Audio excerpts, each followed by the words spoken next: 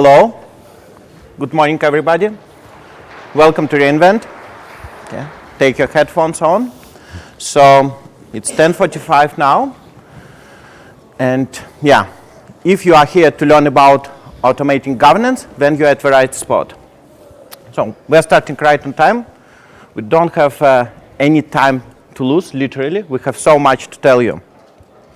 I'm Yuri Belinki. I'm a head of technology for National Australia Bank, and today with me, Chris Mears. Morning, everyone. I'm the engineering manager of the Deputy platform, which you'll hear about during the presentation. Yeah, before we move on, I'm curious, do we have people from Australia here? Can you please raise your hands? Oh, quite a lot. Thank you. Don't put them down. Do we have NAB customers here? There should be just as many. Come on. We love our customers. Thank you. Thank you very much for doing business with us. Okay, because not everybody here is NAB customer, we will start with introduction of our employer, National Australia Bank. So first we'll start with the name. A lot of people get confused. National. It's not a state bank of Australia. It is a retail bank. National Australia Bank. National Australia Bank is a part of big four banks of Australia, and banking plays a very important role in Australian economy. National Australia Bank has 9 million customers. And Chris, how many people do we have in Australia? There's 25 million plus of us. 25 million, yeah, you see.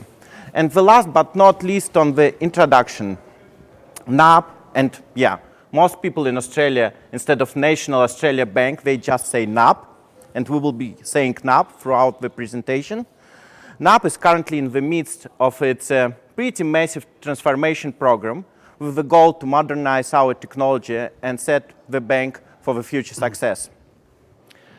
So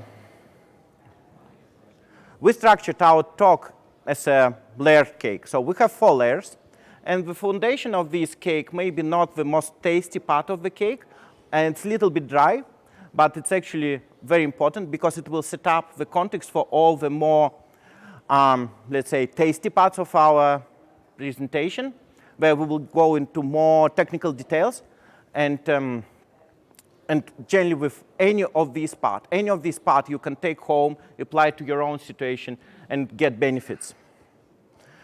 So the introduction would be our problem statement, our challenge. I've done it. Okay, thank you, Chris.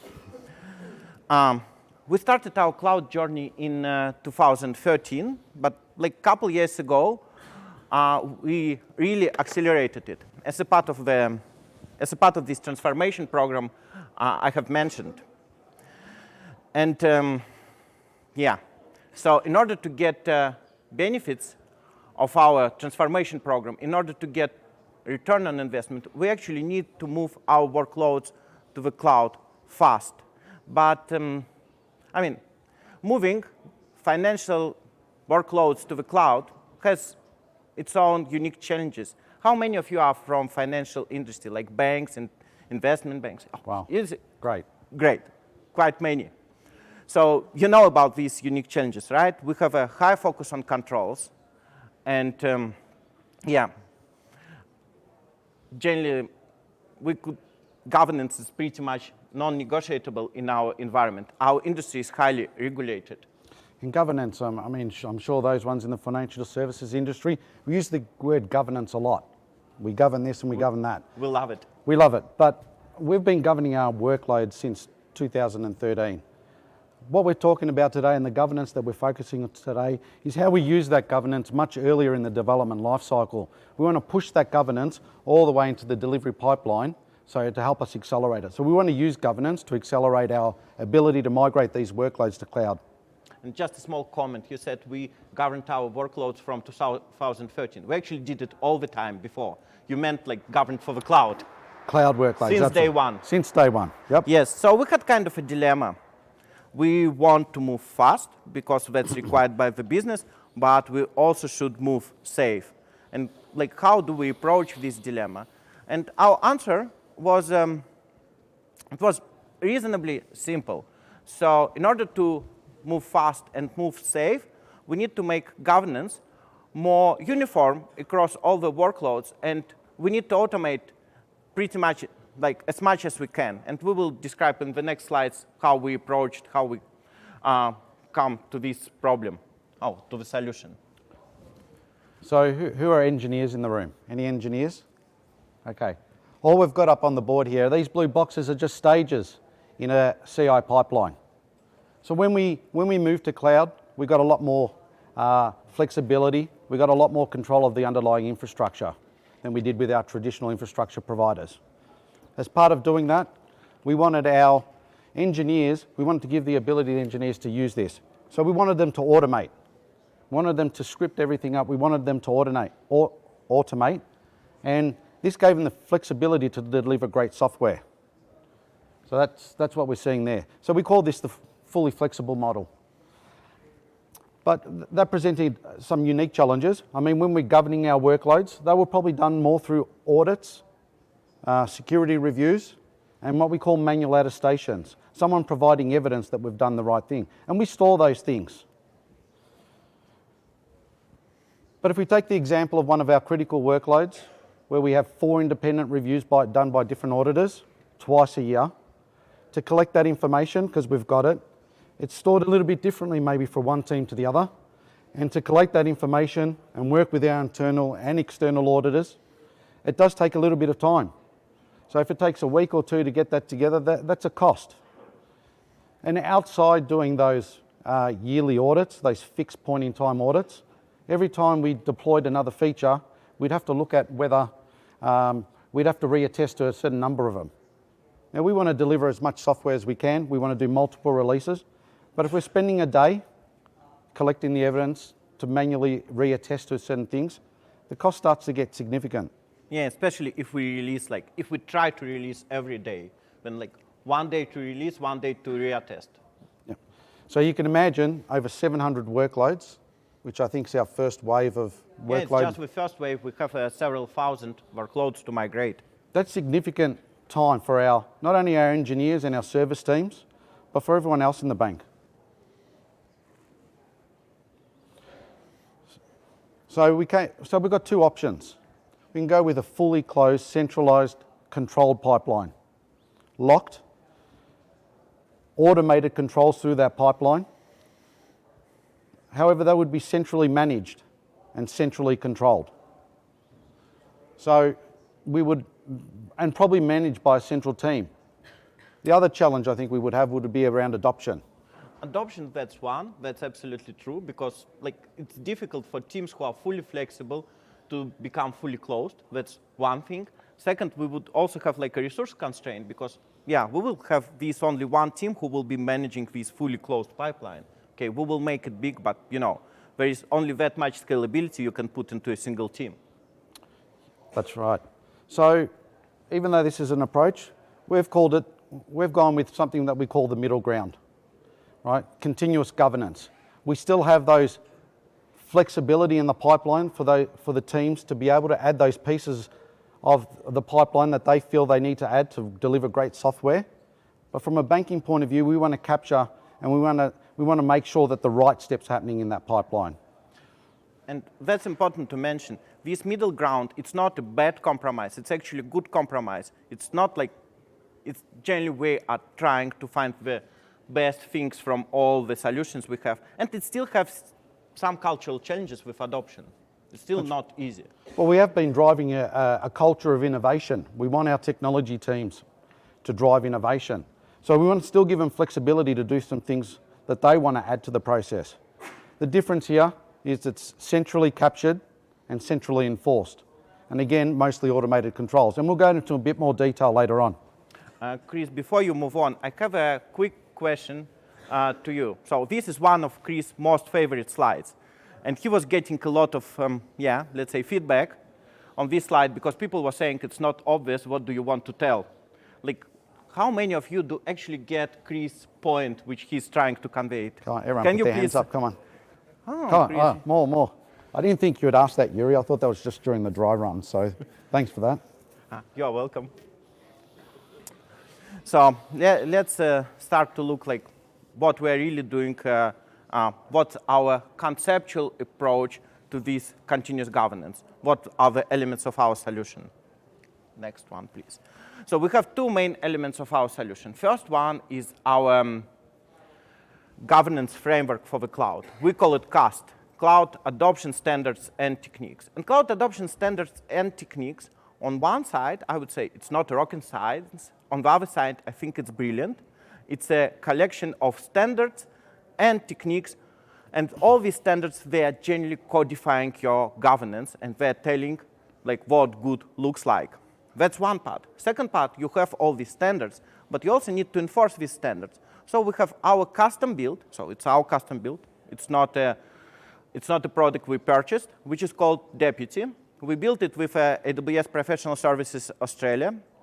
And this Deputy platform, we call it platform, it plays a role of policy enforcement point. So when you are deploying your workload from left to right, this workload getting attested against CAST standards, and Deputy enforcing this attestation and enforcing that these standards are met. So that actually pretty much two main parts of our continuous governance. Yeah, sorry. Yeah, I guess it's the first time that we've been able to, develop software to deliver these things, to deliver a framework in this kind of way. And the other important thing right here is we're actually generating a compliance report for every single build that we do. Every single build, we have a snapshot at the time the build's created of that compliance status. And that's why we call it continuous governance. So it sounds quite a fancy word, but that's the reason we call our solution a continuous governance, because we do governance continuously within pretty much our CI/CD pipeline. So what are the business outcomes of this solution? We pretty much getting all the goals we set for ourselves, but beyond. So we are able to migrate our workloads at the pace required by the business. It's still a lot of effort, but we can meet the business requirements. And that's the main goal we actually set for ourselves. Besides that, there are like other benefits. First benefit, I would say that our organizational efficiency is increasing significantly because we do all the things, like mostly all the things, one way. And that helps us to reduce, know-how for each particular workload, enable cross-pollination of people between different workloads, and so on. Yeah, and when we mentioned before about that compliance report at every build, that actually gives us telemetry about what's going on across all of our deployments. And that's something we haven't centralized before. So it's a really important mechanism for us. We can start to look at that data and potentially add other features and other controls that we think that might be appropriate. But the most important thing, I think, Yuri, here, this is the thing that's going to help us. The outcome is delivering to cloud at scale with the right controls in place to protect our customers. Absolutely, yeah. Move on. So I think some of you guys listen to it and think, okay, that sounds like a nice abstraction, because so far we were pretty abstract. And is it a reality? And the answer, yes, it is a reality. We started with this project about a year ago. About a year ago, we started with Deputy. CAST as a framework started before. And originally, for first 6 to 9 months, we had just 1-2 teams onboarded to the platform, which were working closely with us. And we will come later in the presentation to our learnings. Now we have 35 teams in the production using this platform. These 35 teams, it's not everything. It represents probably around 20% of our CI/CD workload. We still need to expand and move. We have a lot of work to do, but it's reality. The bank is benefiting from this solution now. Yeah, and we've probably come to a point, it's a bit of like a hockey stick. We're sort of at that bottom of that tip now, and we're actually really starting to accelerate it and really growing that workload over the next couple of months. Mm. So let's look into the elements of our solution. Let's start with CAST, which is, as I said, stands for Cloud Adoption Standards and Techniques. So CAST is a collection of standards. Each standard has one or more associated technique. Standard is generally defining what. Technique is defining how workload should assess against this standard. You can have more than one technique for a standard. Some of the techniques can be combined with AND clause, like, in order to meet this standard, I need to go through technique A and technique B. In some of the cases, maybe it depends on your workload type, you have a combination with a clause or, where you actually say, in order, if my workload type is this, then I need technique A. If my workload type is that, I need technique B. And we will go into the details of like what are the standards and what are the techniques. We also have enterprise techniques and workload techniques. Enterprise techniques are actually assessed by the enterprise, and largely speaking, a service team or workload doesn't need to do any extra work to attest to this standard. And we have a workload techniques where it's the responsibility of each individual workload. So the other important thing about enterprise techniques, when we're talking about that snapshot in time, those compliance report, it includes all the enterprise techniques. We actually have those, and they get applied to each workload, each build. And we will show it in the demo. Yeah, we haven't mentioned that. We have a demo actually in this presentation, so it's not very dry PowerPoint. So in terms of our standards, we broke them down into 7 logical groups. And these 7 logical groups we call perspective. It's architecture, it's security, it's service management, this level. Each perspective has an owner. An owner is responsible for several things. First, an owner is responsible for the life cycle management of each standard. So support the teams who are going through the attestation on the standard and trying to execute techniques, support external and internal auditors who have questions to the techniques and who want to modify techniques. That's one part. Another part, the same perspective owner is responsible for automation of these techniques. So this is pretty much how we structured our framework. In terms of attestation, we have 2 types of attestation. One is manual. Some of the standards, unfortunately, could not be attested automatically. Like, for example, some standards in the architecture area. Let's say, for example, you want to use well-architected framework as a technique, AWS well-architected framework. Today, you need a review. Today, you could not just throw your workload into the well-architected framework and get a response back, at least as far as I know. It would be great if we can. What was your example in the demo? Business continuity plan? Yes, business continuity. Business continuity as a standard. You definitely need business continuity for some of the workloads. Business continuity requires a document. You actually need to think and try to document how you are going to approach your business continuity, and somebody needs to review this document. And I guess that's pretty familiar concept for many of you. That's manual, needs to be done. And a lot of things we are trying to do automatically, because if we do it automatically, we can do it fast. So like security scanning of your code, that's definitely an automated technique. Doesn't require any manual intervention. And we're really driving that automation across the organization, but it does take time, it takes maturity. And so we're making great progress there. Yeah. So we have a couple of examples of the technique standards. We are using it a little bit interchangeably, but yeah, I think you will get the point. So the standard here on the slide is a commercial agreement in place with the cloud provider. And really, we don't expect our service teams, each workload, to go and make commercial agreement with AWS. That would be like a little bit strange. So we have enterprise level commercial agreement. But this commercial agreement, it cascades down to all the service teams, and they can use it in their attestation without doing any extra work. And the next example would be of a workload standard when we do like a security code scanning. And that's the responsibility of each workload to do security code scanning on their code. Yeah, I guess the thing here, Yuri, is we can have a mix of automated and manual techniques for one standard. Yeah, that's right. Because we can have multiple techniques for a single standard.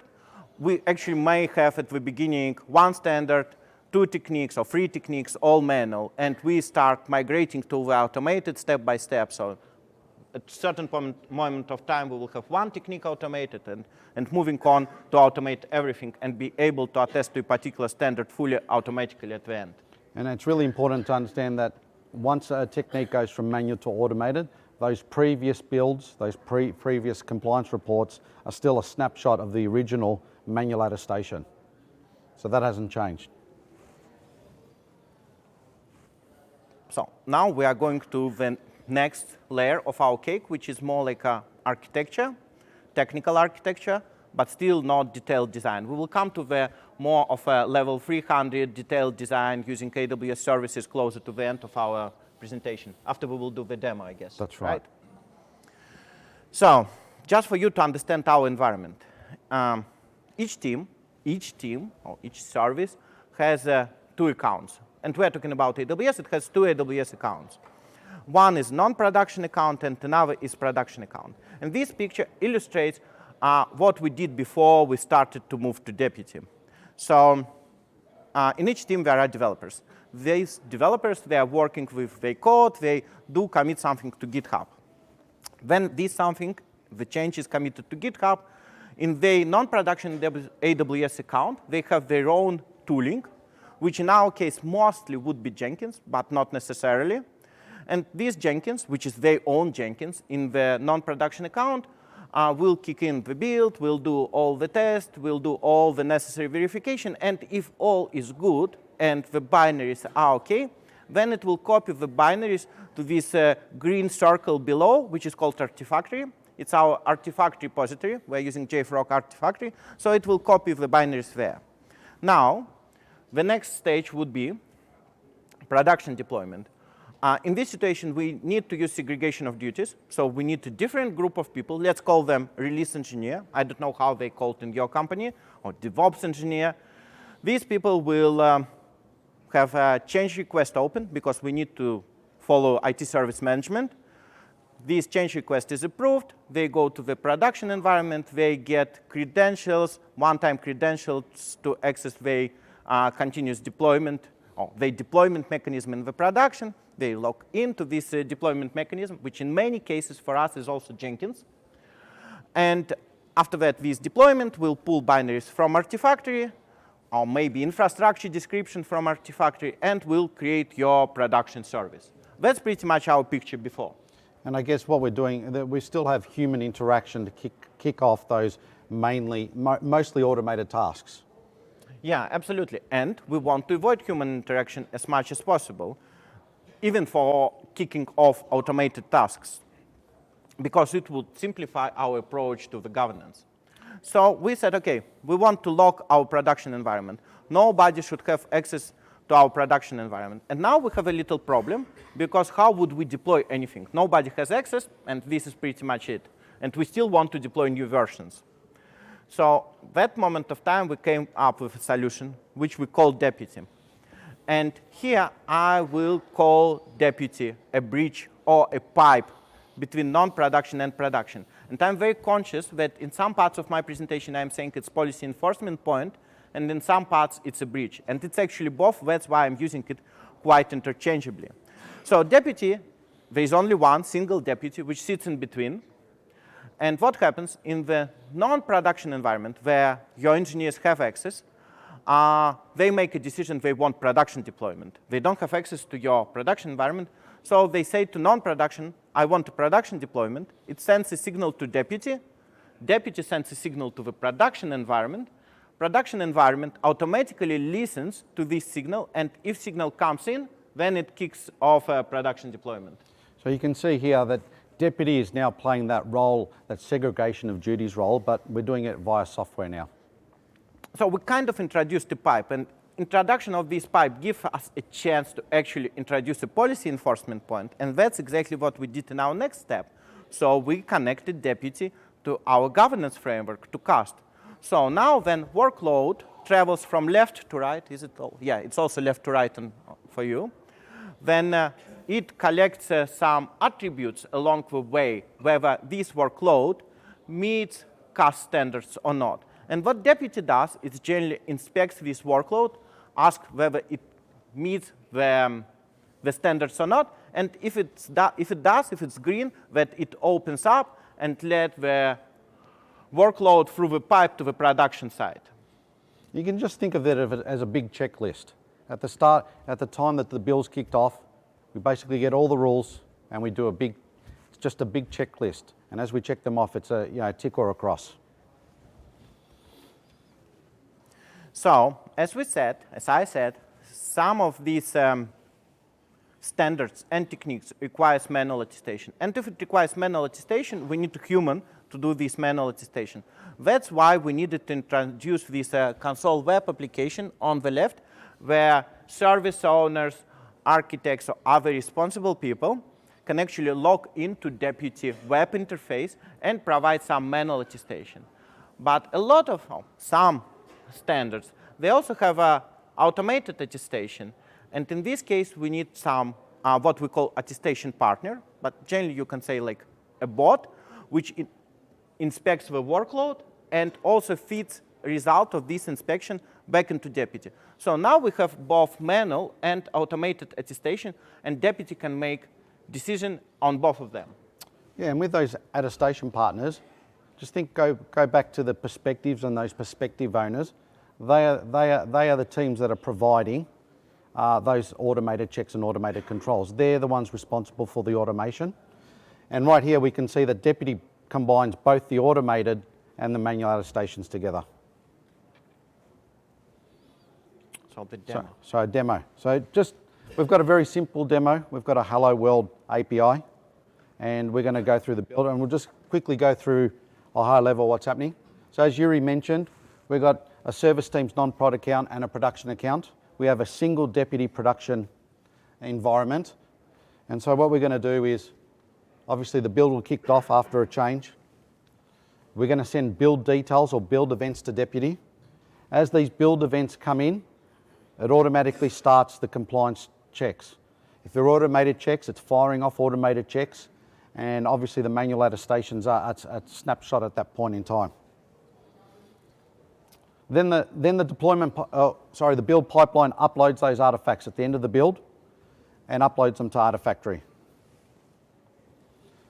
Then what we do is we send a promotion request to Deputy, and once we've got 100% compliance, Deputy will actually promote the build artifacts from the verify or build stage to the release stage. So it's not the asset teams moving the artifacts through our Artifactory repository, it is actually Deputy. Once that's completed, again, from the non-production account, we send a notification for deployment, and a message is then sent to the production account to trigger off the deployment scripts. These are mostly the deployment scripts that the team's already had, but now we're kicking it off via software and passing the details of those build artifacts that have been provided as part of one of those build events to Deputy. And again, once the pipeline kicks off, it pulls those artifacts from the release stage. Okay, so we're just going to do a swap here. So it's important on this diagram, which Chris just shown, you have 3 accounts. But actually, your left and your right account, you have many of them. We have, let's say, 300 non-production account and 300 production account. But we have only one Deputy account in the middle. So this is the Deputy Management Console. I've got multiple teams here, and we'll go into detail about teams, but essentially you can rename the team. You can manage who has access to the team, who can provide those manual attestation, who can view the builds. We've also got managed DAF clients, which is our security authorization piece. Underneath a team, we've got a service called Reinvent 2019. We capture some very static, this is when you register with the Deputy platform. We capture some very static environmental details, things that don't change that often. Some of these environmental details are actually used later in some of the compliance checks. I can go here and I can provide some manual attestations, which we won't show at the moment. And then under that service, I've got my Lambda application, my Hello World API. Again, I capture some very basic details, a NAB asset ID. This has actually grown a little bit, but we provide some static details about the application. Then I can go and see all the builds that have happened as part of that application. So the last build was a non-compliant build. We'll go see the report. And you can just see that checklist that I mentioned. We scroll down. We have two non-compliant checks in the pipeline. So when we run the build will automate these and actually send those details through, and we'll be able to deploy into production. And obviously, you could not deploy non-compliant build, or you should not be able. You're not able to deploy non-compliant builds. So here's my Hello NAB API. Yeah. Just going to do a bit of a refresh here. Such a creative API. We didn't want to overcomplicate the demo, so we've kept it pretty basic. Obviously, we're going to make a change to that. So you're going to have to bear with me while it goes through updating this API. But we're just going to change what's outputted by the API, and we're actually going to go through the full end-to-end deployment. So you'll see the demo from the time we start to the end and we do a deployment is about 8-9 minutes. So not 1 day to collect all the attestations? No, not 1 day to collect all the attestations. So any of those manual ones have actually been done at the service layer. There's a UI, we just provide some text, we upload some evidence. But everything else is automated. All the ones that are automatable will happen at the time we run the build. So I'm just putting in a comment, new reinvent message. This is actually one of the checks, you know, that a commit to code has been peer reviewed and has comments in it. And even manual attestations, they still automated in a way because that's deputy who validates whether this manual attestation present or not. You don't need to scroll through your SharePoint or Confluence to find it. That's right. So now this is the previous build. As you can see, it's failed. I'm just going to go kick it off. This is the Jenkins running in the non-prod environment. Obviously, we're doing this in a staging environment. But we actually have a full end-to-end environment set up in our pre-prod environment, and it's actually like a real prod account when we deploy it. So we've now kicked off. And the previous is red because it wasn't compliant in deputy. That's right. Yep. So we've got a couple of minutes here, Yuri. So first of all, I mean, Chris mentioned DAF, so please don't be confused. It's just our internal identity and access management platform. We are using that for service-to-service authentication, and nothing special. It stands for Digital Access Foundation. We use it like in the bank for multiple purposes, and here we use it as a service-to-service authentication provider. And this is how we register a Jenkins pipeline. When you register with a deputy platform, we use those details to tie that Jenkins server to deputy, so we know who's supposed to send what in regards to each service. The second thing which Chris mentioned are build events. It sounds a little bit scientific, but it's actually nothing but just, you know, set of information which pipeline collects and emits to deputy through the API call. So like build started, stage 1 completed, I use tool ABC. So pretty much it all, I wouldn't say it's a free form information. You need to agree with your deputy what kind of build events it's supposed to send. But you can send pretty much any build events. Maybe some of them will be ignored by your deputy if deputy doesn't know about them. Yeah, I mean, in terms of these events, these are mostly, when we looked at that fully flexible model, right, these are events that are a large percentage of the time are already happening. So we're just telling the service teams to send it to us. We're just going to quickly, at the start of each build, we generate a unique build ID across the whole platform. So which now is that correlation ID, which we use throughout the system. And this is the thread that we tie everything together with. So I've just done a refresh of the application here through the deputy management console, and you can see that we've got a new build there pending. So I'm just copying the new build ID,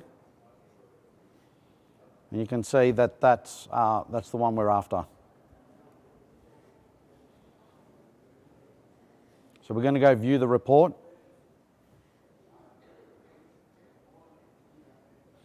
And you can see all these with green ticks already are those manual attestations. I've got 2 automated ones in there for the demo, right? And they're still pending. We're still waiting for a response. They probably haven't happened in the pipeline yet. So we're going back to the pipeline now. And we can see that we've just completed those 2 scans that we required. We're going to have a look at what deputy actually sends, what the pipeline actually sends to deputy. So we've got a deputy CLI, which is posting an event. It's the security scan event, which is a mandatory one. It's that build ID. And right at the end there, we've got a scan ID, and we'll go into that a bit, but that's actually the scan report from that third-party tool. And we're using that to broadcast that out, and we'll go in how we do that and validate it against one of those attestation partners. So we're getting to the point where we're going to do a production deployment. We're going to go back and check the overall status of the build. So we'll scroll down the bottom, and we can see that Deputy has already validated whether we've had 2 valid scans. So now you can do production deployment and promotion. That's right. So we'll go back to the overall build status. And you can see we now have a compliant build. Great. It's the build ID from before. So we mocked up this pipeline so now we're going to go with do you want to deploy the production pipeline? And if you think that Deputy adds a lot of overhead, then actually it doesn't. Our pipeline works like that even without Deputy. So we're probably adding like microseconds to the pipeline on all these API calls. Yeah, and we've got to remember the promotion call does take a little bit of time. You're actually promoting your artifacts from the build. So Deputy has to go and do that, right? So it does take a little bit of time, but you're going to think this is when you're ready to deploy. So you might have done multiple builds, right? You can select which one to promote. But again, it's that snapshot of that compliance report at the time that build was generated. You will still spend the same time if you would copy it from the pipeline itself. Yep. So we've got about another minute before the promotion's completed. So another question, like we're using Jenkins, but it doesn't need to be Jenkins. We have like a couple teams in the bank, maybe more than a couple who are using GoCD. So it can be pretty much any CI/CD tool of your preference. That's one. And another thing, we briefly shown Deputy CLI. And Deputy CLI is nothing but convenience wrapper on top of our APIs. We will talk later about adoption. We just built this convenience wrapper for the service teams to have an easier life to adopt our tooling. You know, I think iteration 1 of, because we worked with a small set of teams, was a big run book on how to set up and call Deputy, which is quite easy for our developers, but we wanted to make it easy. So I've actually just clicked over to the production Jenkins running in the production environment. And we can see that deployment message has been sent, and now the production job has been kicked off. That's an interesting thing. Chris, you mentioned that you have no access to the production environment. Still, you are showing us a production Jenkins. We do have read access, but we can't do anything else other than that in the environment. So we're pretty close to the end. We've got another minute, and you'll see that automatically those build scripts have been kicked off. The build scripts have gone to the release stage for those artifacts for that service, and it's actually doing a deployment, and we'll see that change in that API in a minute or so. We've got to wait for these demos sometimes, but 10 minutes is not bad for a build to deployment. Yeah, it's much better than 1 day. Much better than 1 day and re-attesting. Yeah. Of course, it's a small demo for reInvent. It might be much more complicated if you are doing like one of your real applications where you have long testing time and such. Oh, that's right. So I think now we'll go and see that deployment is finished.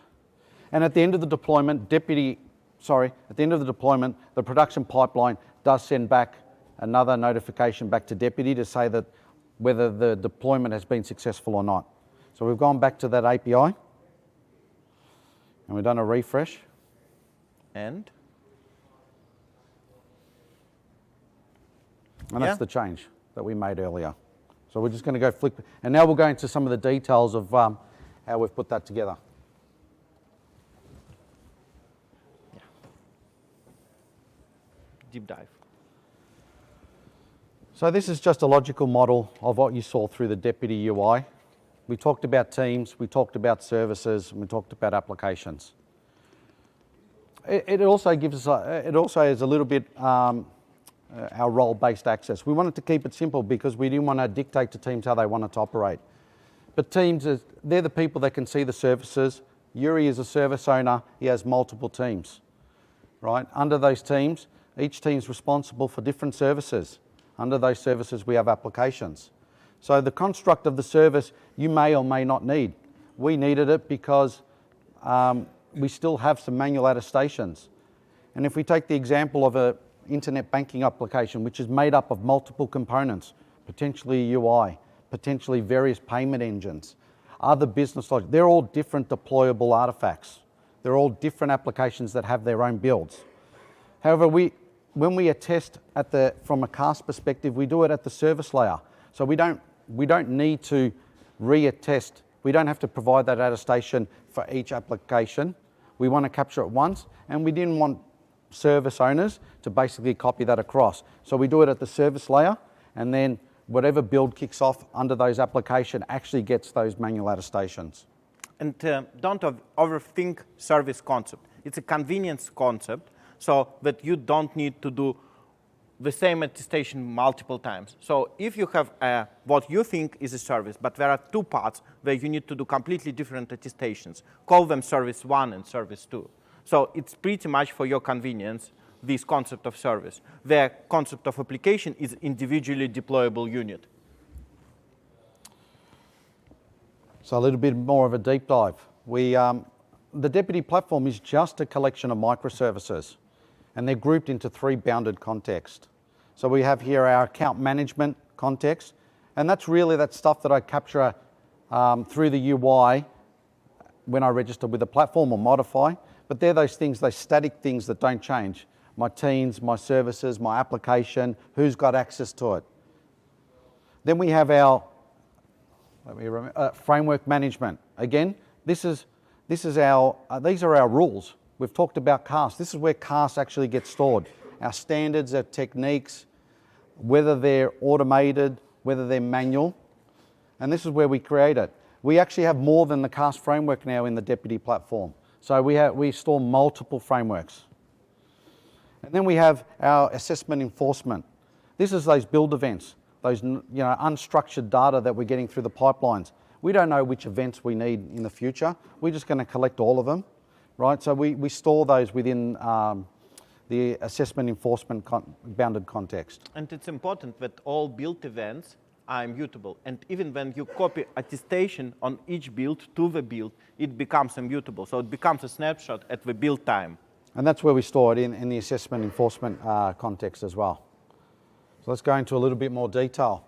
You saw some of this earlier, but essentially we expose all our APIs using Kong as our API gateway. We've chosen Kong at NAB to use as our API gateway. All of our services are Lambda functions.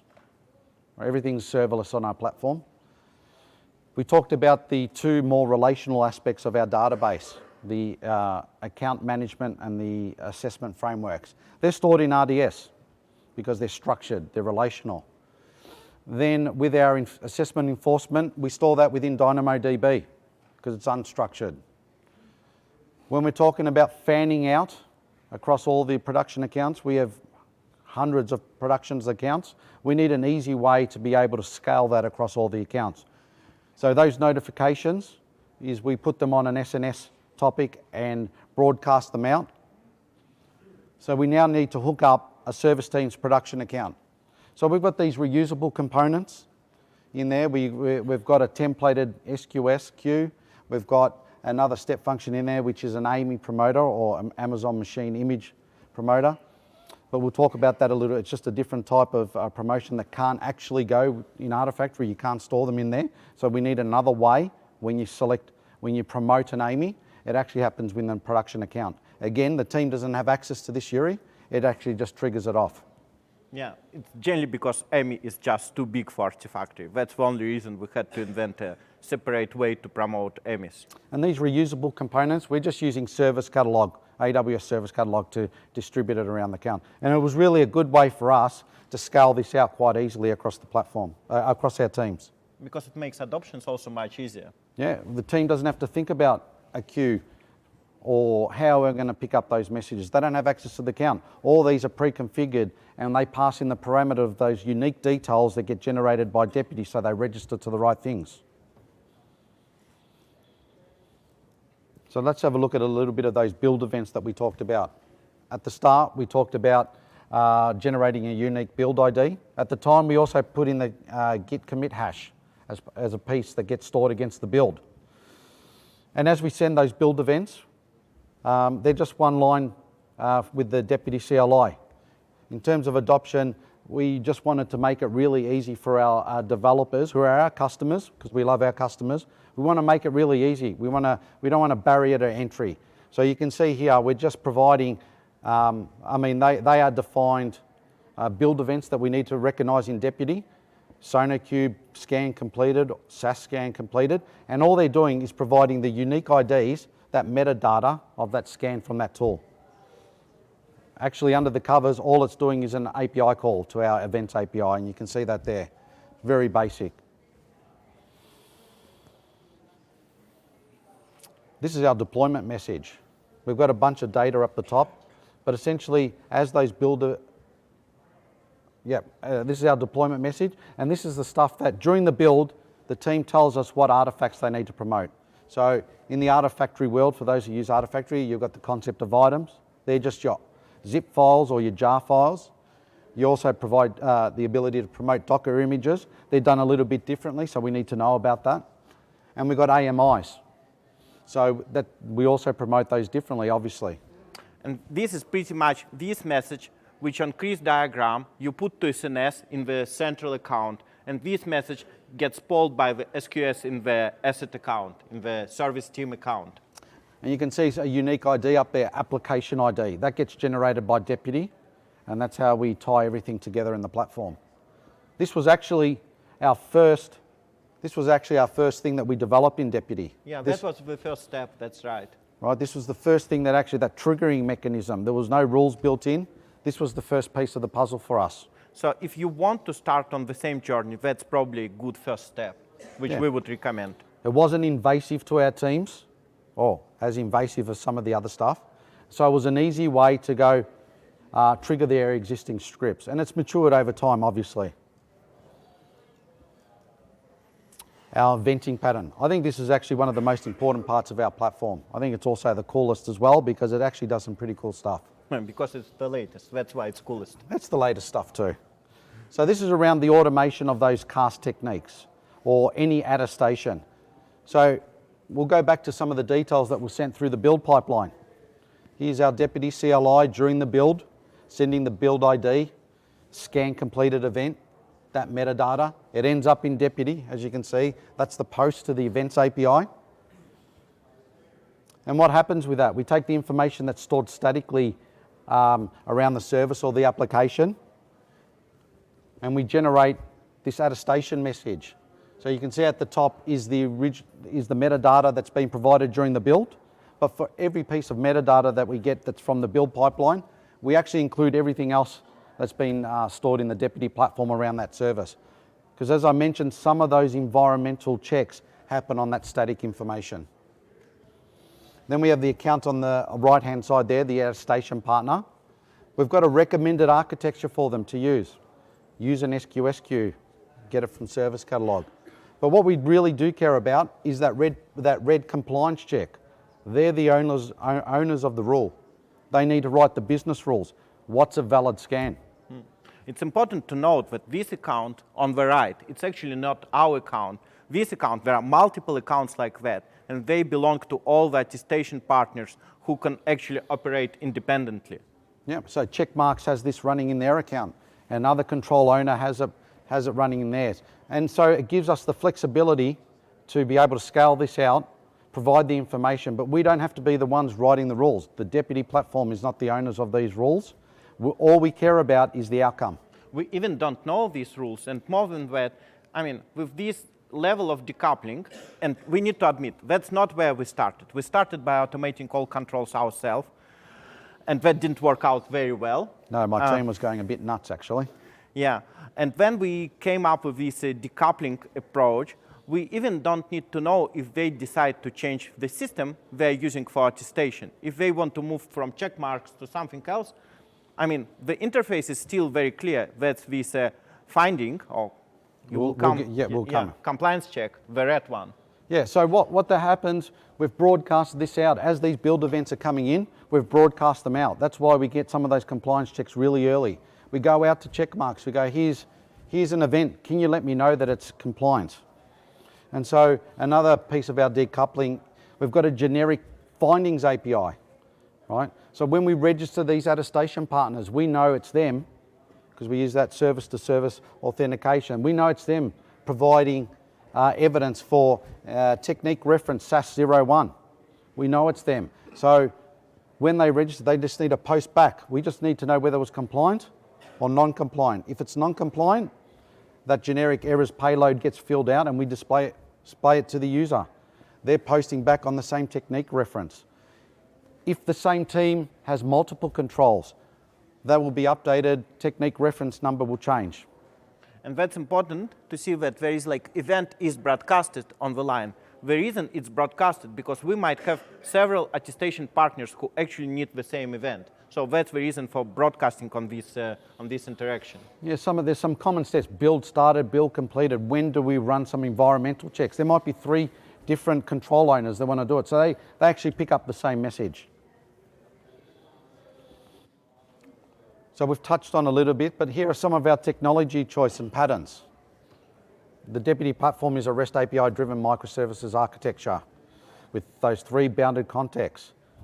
We mentioned Kong API Gateway, AWS Lambda, DynamoDB, RDS. There's a bit of S3, SNS, and SQS. We have 30 supported operations across 59 Lambda functions today. Might have changed over the last few days.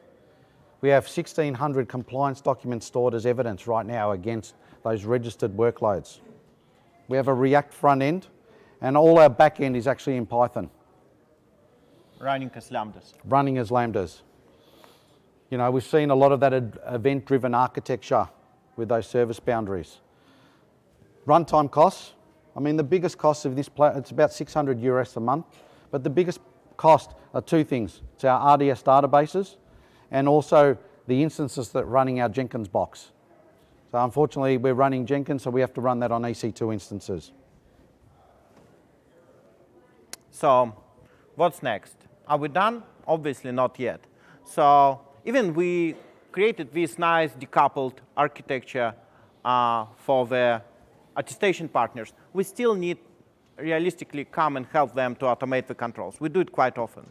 We're thinking about functionality which we call workload profiles, because some of the workloads need one set of attestation partners, and some of the workloads needs another set of attestation partners. And as of today, we don't support it. So we will be working on that. So an example, sorry, that, Yuri, would be container workloads need container scanned. Other code doesn't need that type of container vulnerability scan. They have different security scans that we provide on them. So we need a way to be able to map those workload profiles. We are working actively on the integration with our service management tool, which is ServiceNow. Which I believe, Yuri, should be landed by the time we get back. We've left the team building integration and they're pretty close.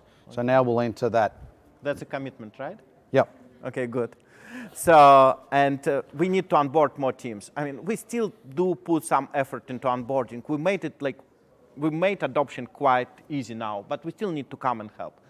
And you know, we are discovering new scenarios, new situations, maybe not with every team, but with every 3rd, 4th team. We're kind of finding something new, you know, new requirements for our platform, and we need to develop features to support them.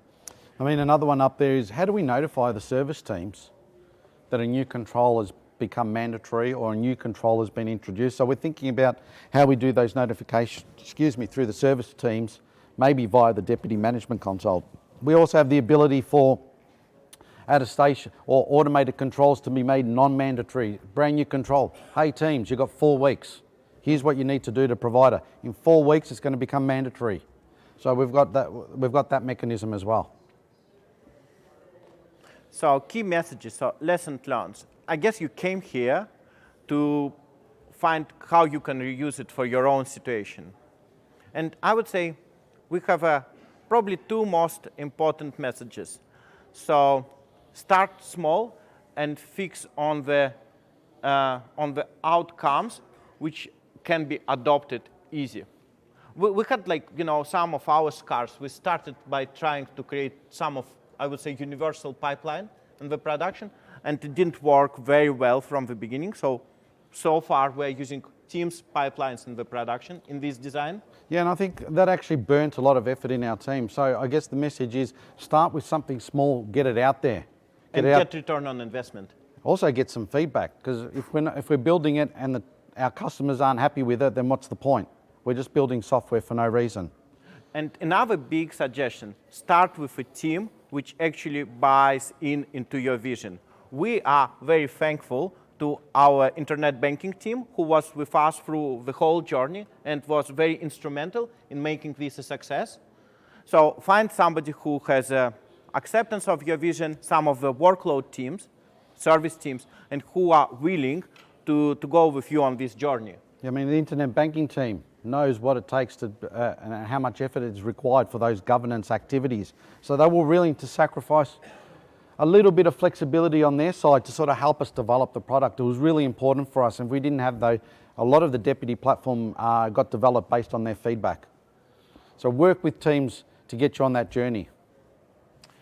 So the next slide will be AWS training and certification slide. So please do your trainings and certifications at AWS. Yep. reInvent. That's right. And well, that's the end of the presentation. So we have 4 more minutes. So if you want to ask some questions, you can use this mic in the center. Yeah. Or else, write to us, find us on LinkedIn, catch us at the end of the presentation here or outside. Thank you very much.